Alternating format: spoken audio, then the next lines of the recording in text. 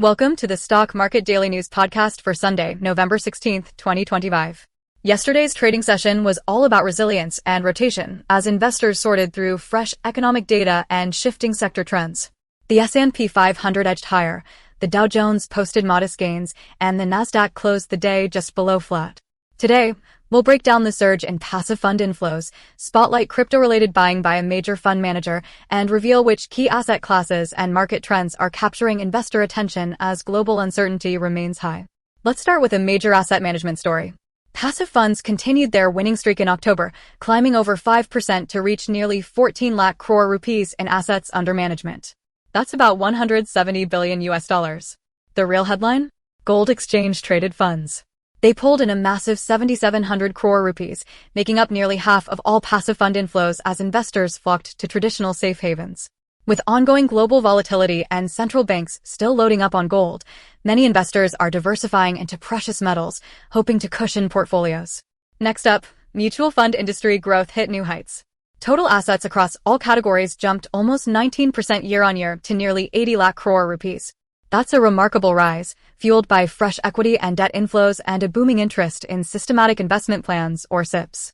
October alone saw SP inflows set a new record at just under 30,000 crore rupees, signaling growing discipline among retail investors and broad-based market participation, key trends to watch as volatility continues. In the realm of corporate news, ARK Invest made headlines by ramping up its crypto equity holdings even as the market slumped.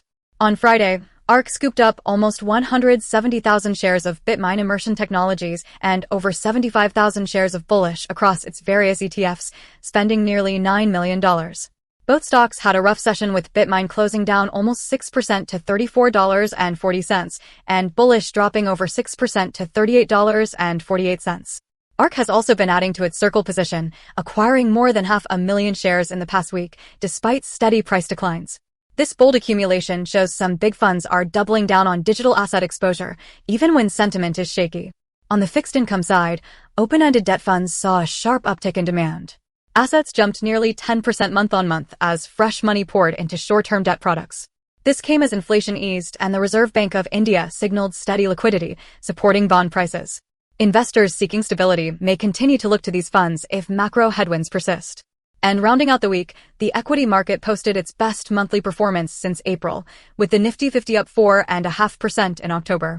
This strong rebound was powered by hopes for Federal Reserve rate cuts, healthier U.S.-China trade dialogue, robust Indian corporate earnings, and the boost from the festive season. Quick recap. On Friday, the S&P 500 closed fractionally higher, the Dow Jones inched up, and the Nasdaq eased lower. The market this week was all about safety and gold, steady inflows into both equity and passive funds, and renewed institutional interest in crypto stocks, even as volatility stays high. Looking ahead, investors will be watching for next week's U.S. inflation data and key corporate earnings for more direction. For more daily market updates, don't forget to subscribe and follow us. Thanks for joining your Stock Market Daily News podcast, your shortcut to the shifts shaping tomorrow's market.